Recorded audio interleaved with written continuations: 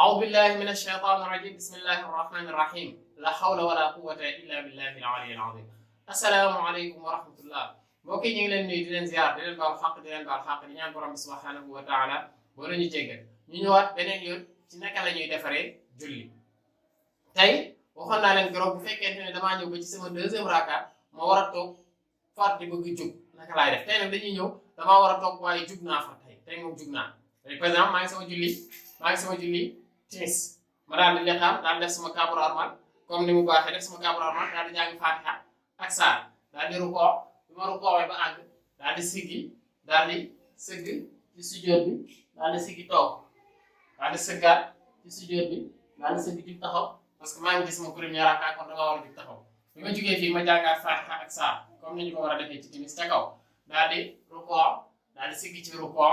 daal di dem ci sujjóot bi bu ma sujjóotee nii daal di siggi toog daal di sujjóot beneen sujjóot bu ma siggee damaa war a toog ndax sama deuxième raka laa rek ma daal di def nii daal di jóg léegi bu ma jógee nii ñu wax ma subhanallah wala man ci sama bopp ma xam ni damaa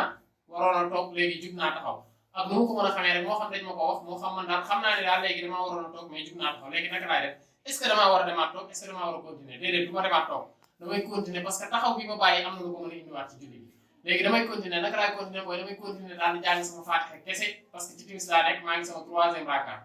sama fatiha kese laay jàng ndànk laa koy jàng daal di rukoo bu ma rukoowee daal di siggi ci rukoo daal di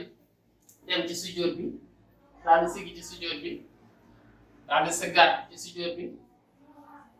daal di siggiwaat ci sujjóot bi kon maa ngi sama troisième raka ma daal di toog daal di taaya waaye boo xoolee julli gi di nga gis ni julli gi sama deuxième raka fi ma waroon a toogee damaa jug taxaw kon loolu wàññi la kon julli gi am na foo xam ni tooguma taaya ci deuxième raka bi tooguma taayawuma kon foofu damaa wàññi léegi naka laay defee wàññi bi balaa mooy sëlmal laay def allahu akbar daal di beneen sujjóot daal di siggi toog defaat beneen sujjóot muy ñaar daal di siggi toog